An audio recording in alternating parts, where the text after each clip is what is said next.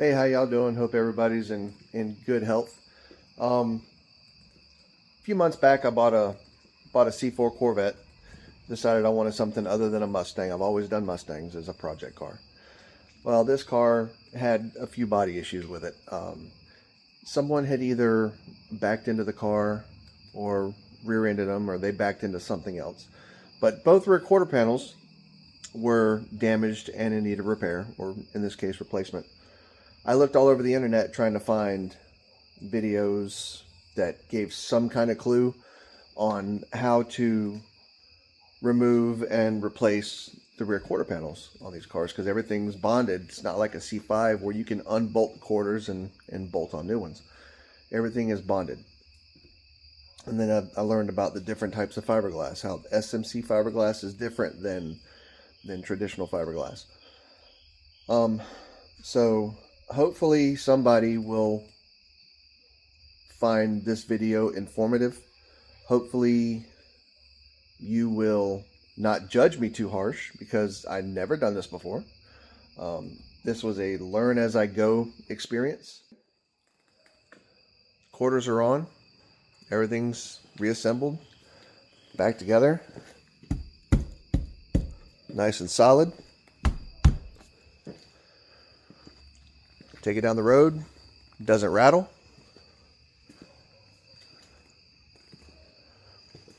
So hopefully this will help somebody else that's looking for the same information that I couldn't find. So it's a little lengthy, but I think it's got a lot of good information in it. So thanks for watching. All right, in this part of the video, you see that there's some damage to the fiberglass. Panels have separated. The car either backed into something or somebody rear-ended it, backed into it. I don't know. But I know that the quarter panels needed to be replaced. I didn't really go through and show the removal process because the panels more or less just pulled off, and that's not a true testament as to how these come off, because these are definitely not intended to come off. Got the new panels, did a test fit, just set them up in place. They fit pretty good. There's definitely some trimming that needed to be done.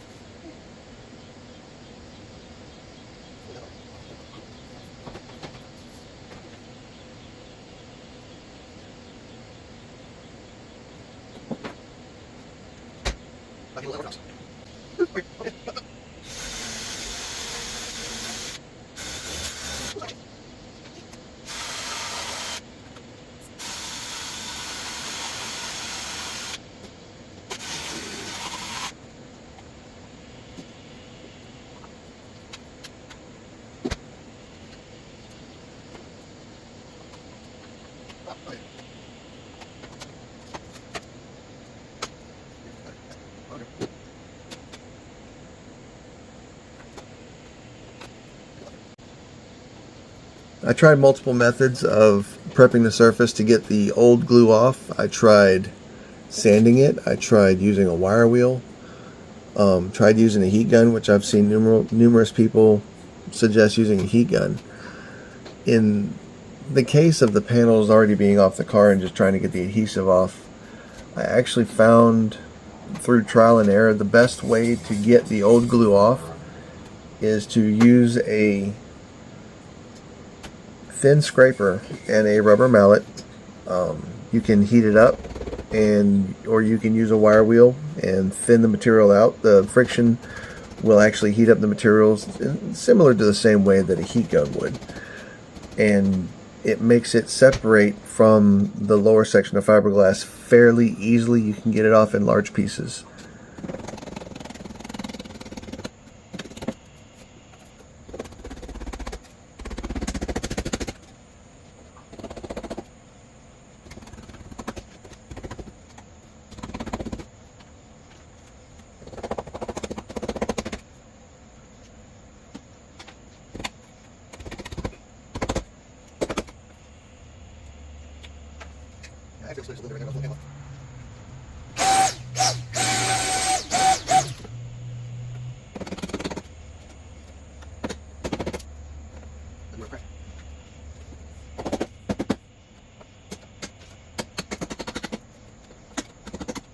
To get the adhesive off, it's a good idea to take a flat file and go across the surface to try and smooth out some of the imperfections.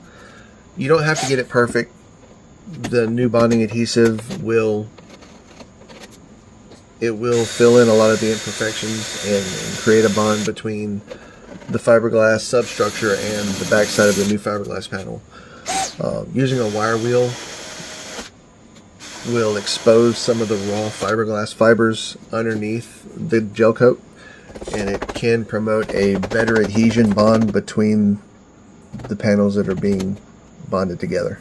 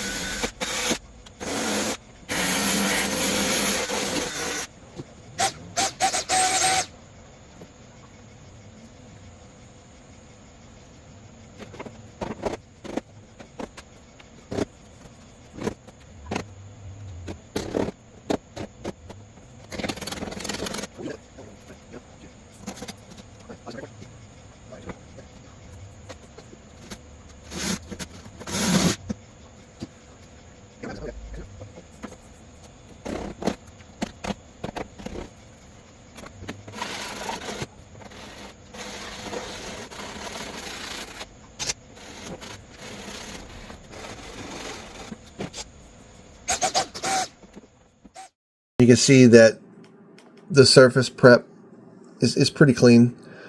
Large chunk of fiberglass missing there on the corner. Over on the other side I haven't got to yet, and you can see the difference between the non-bonded and the bonded surfaces being prepped.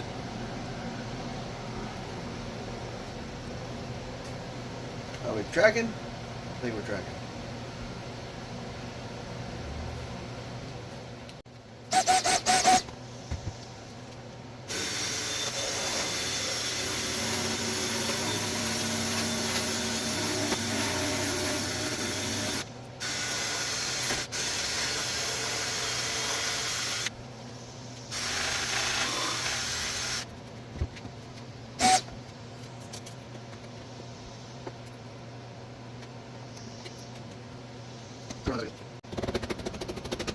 Getting the old bonding material off, it does take some time because you don't want to damage the substructure of fiberglass any more than it already is. When you pop the bonding material off, it does take the very top layer of gel coat with it. But again, that goes back to, like I said earlier, where if you've got some of the raw fiberglass fibers exposed, it does help promote the bonding of the two surfaces.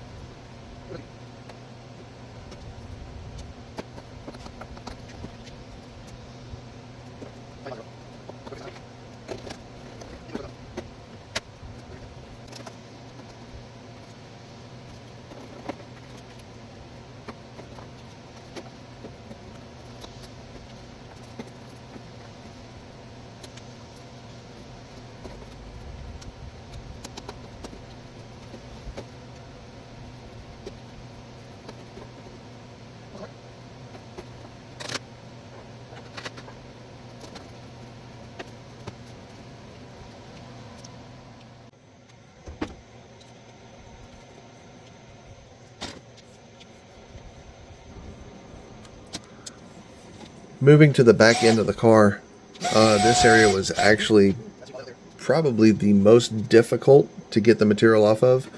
You've got to be real careful. This particular sub panel is not very thick. It is prone to crack. Later in the video you'll see where I actually had to repair some of the areas that were cracked and reinforced. You can see it kind of flexing under the hand movement there. It's just not a very sturdy piece.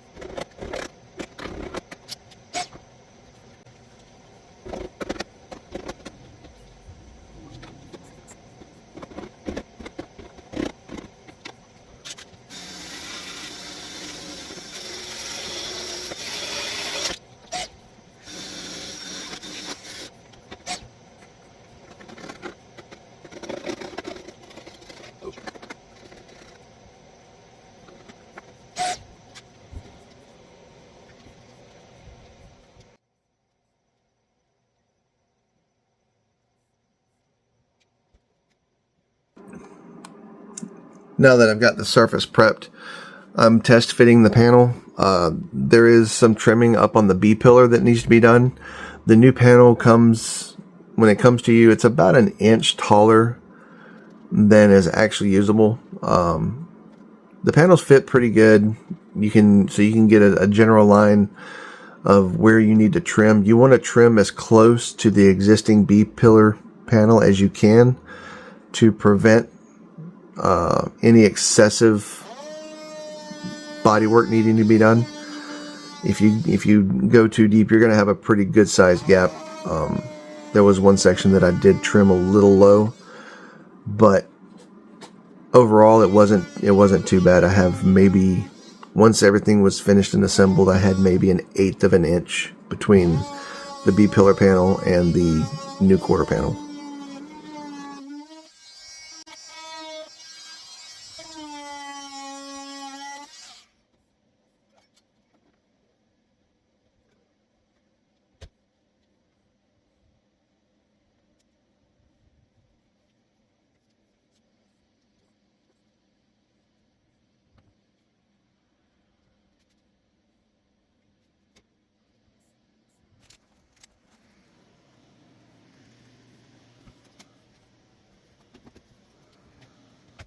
One thing I will note is the back side of the panels do come with a couple of support braces that are bonded by the front door and by where the rear bumper attaches, right there where my thumb is at.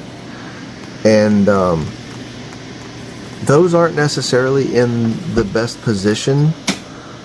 I do suggest you remove those pieces very carefully and hold on to them. If you can salvage the old bonding structure that goes on the back of your original quarter panels, use those, because it is a better structure. And once you get everything fitted, then bonding those from the back side before you reinstall the fender liner is the way that I would recommend going, with hindsight being what it is now. Well, a little deep right there, but that's all right. Between body filler, seam sealer, and weather stripping,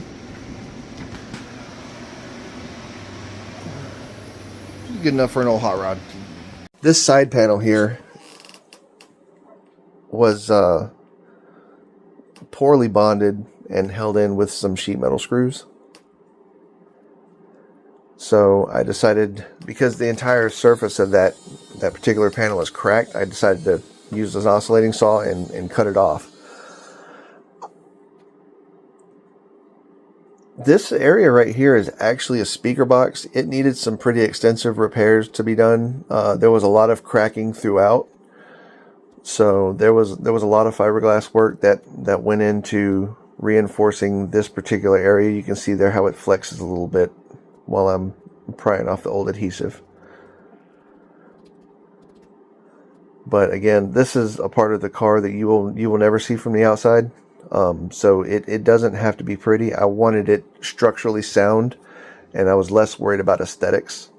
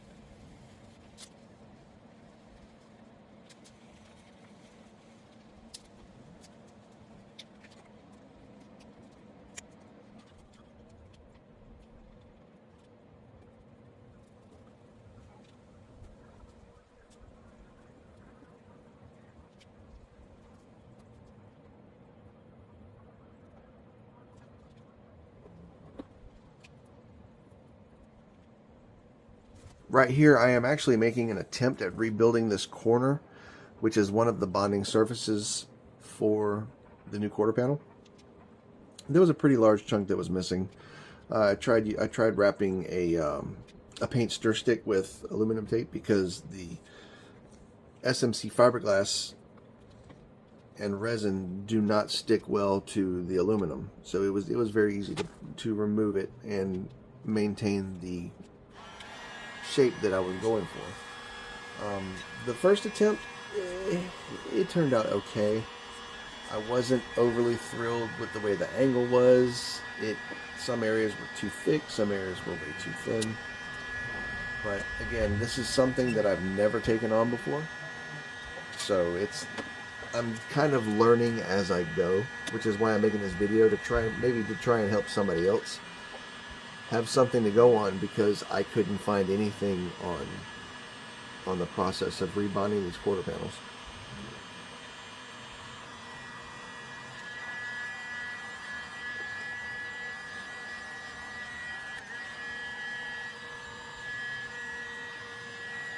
I did use my heat gun a few times to try and speed up the curing process. For the most part, it worked. And you can see here I'm in the process of trying to trim up the fiberglass, but you see that the shape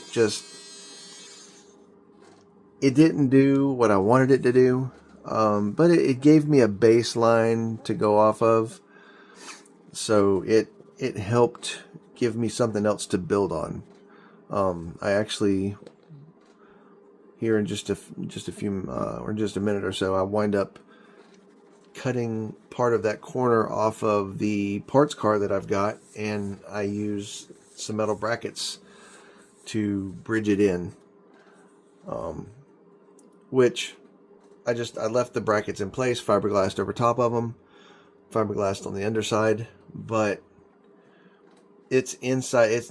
Where it's at is in the air gap between the quarter panel and the substructure, so it doesn't interfere with the fitment, but it does give me the proper angle and the proper mating surface for the bonding adhesive to go between the panels. You can see that little white section right there. That's the piece that I bridged in. I still used the back corner that I had done. It was pretty correct, and I built onto that.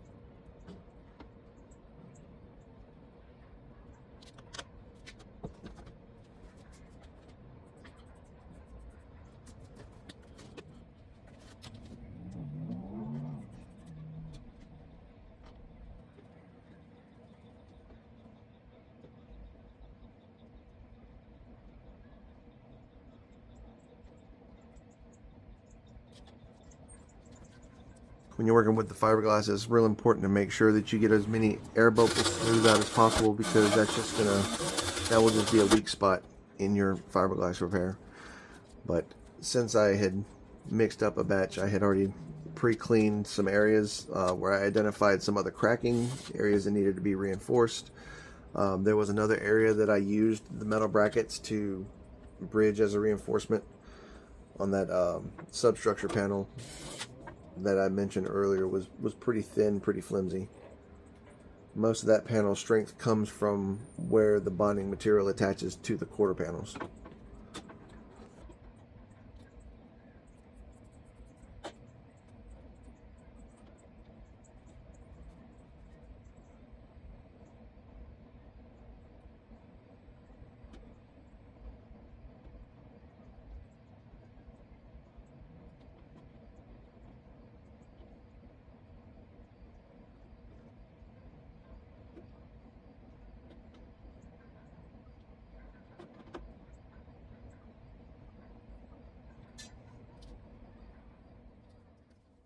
Here's a close-up of some of the repair areas. You can see the brackets up under the fiberglass. Of course, this is before I re-prepped the surface and sanded the edges, because I mean, you still got to prep the surface, even though you've got the new fiberglass there. But it does need to have a true edge, or as close to true as possible. Like I said, the back end of this car was pretty banged up. It wasn't terrible, but it was definitely more project than I originally thought that I was getting into.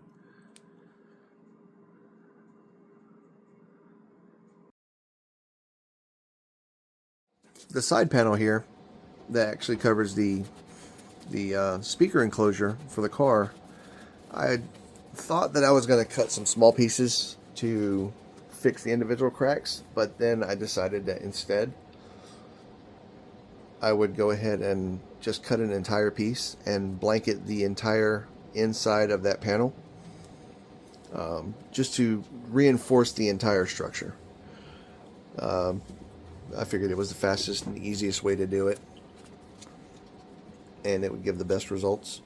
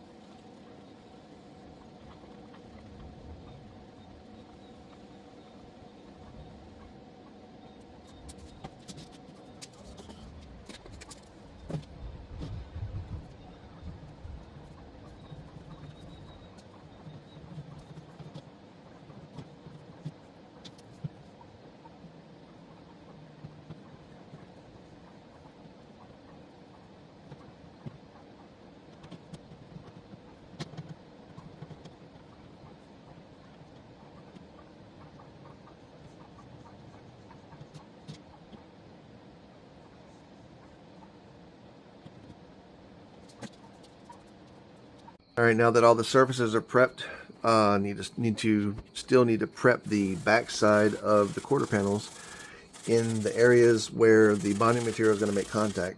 That the fiberglass for the new panel, it will need to be roughed up so that it will promote good adhesion between the new quarter panels and the pre-existing substructure. So you just have to go along. I used 80 grit when I went through, just to break the glaze real quick.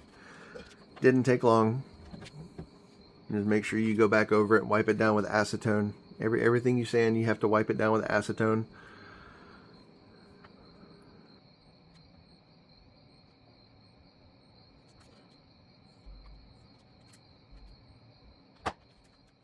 The bonding material for SMC fiberglass is it's not cheap.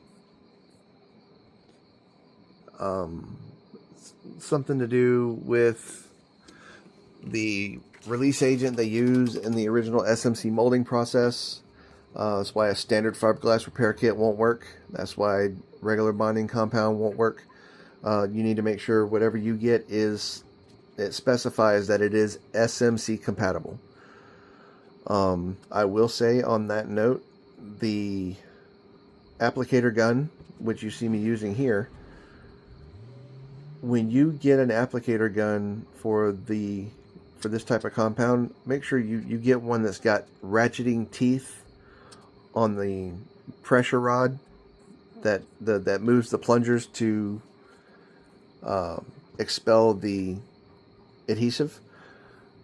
The one that I got is what's called a friction rod, and it was more of a pain trying to operate this gun.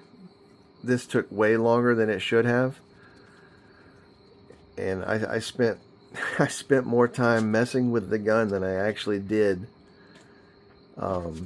putting bonding material on the car.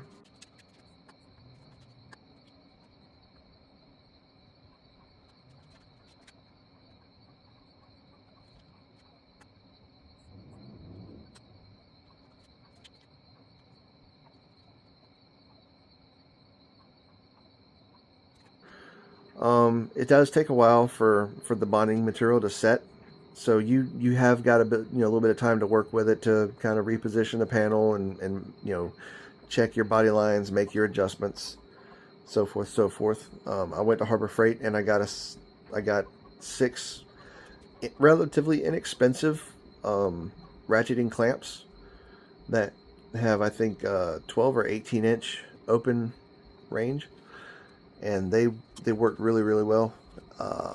I would probably double that number if I had to do this again. 6 worked, but I think more would have been a little better. So I actually wound up breaking out a couple pairs of little trusty vice grips to pinch down on the seam around where the weather stripping goes.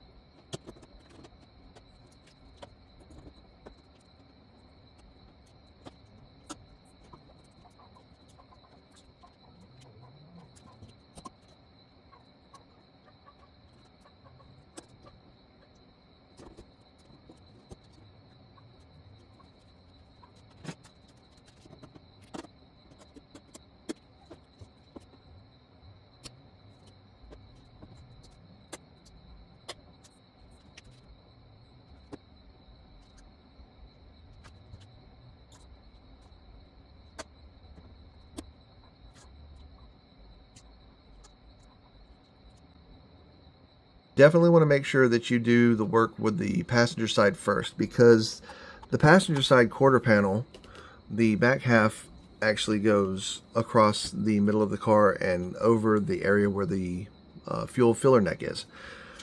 The driver's side quarter panel overlaps the passenger side, so you want to make sure that you do the passenger side first. I know common sense, but we all know common sense isn't so common anymore.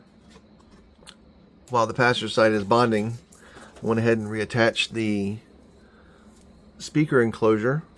I had bought a set of little plastic clamps because it's just a little small pinch weld edge, and they did really, really well for holding that in place. Afterwards, I come back later and I put in a couple rivets like they had from the factory just to reinforce it.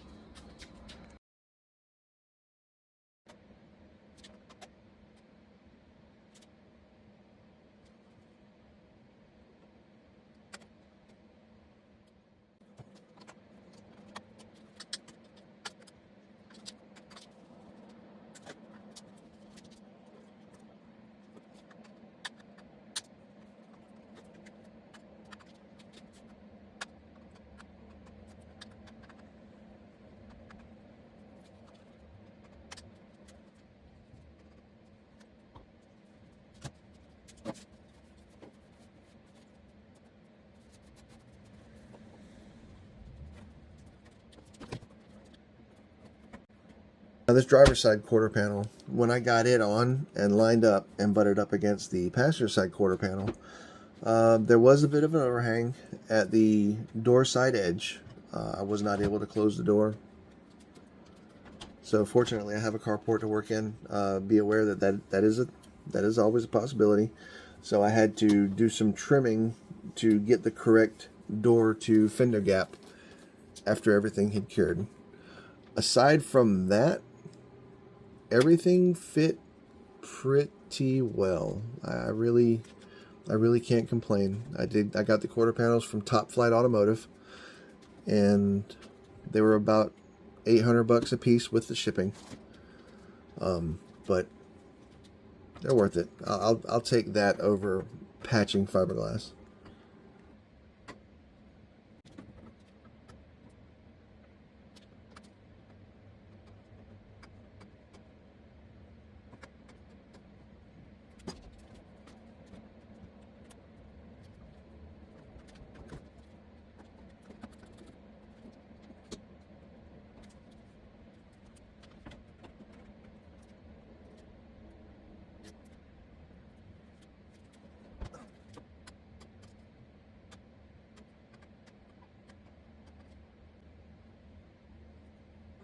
replacing the quarter panels on the C4, it is not a hard job. It's way easier than I thought it was going to be. It was tedious, it was time consuming, and it was a bit expensive. But I will say that after I bonded the new quarters, reinstalled the bumper, reinstalled all the support bracing, the back of the car is ridiculously solid. It feels every bit as solid as the back of the car does on the 85 Corvette that I've got that had never been wrecked. When you first bolt the quarters on without the support bracing, it's going to feel a little flimsy. You know, don't be concerned about that. When you get everything bolted and all the substructures and everything in place, it is solid. Hindsight being what it is, would I go back and do it again?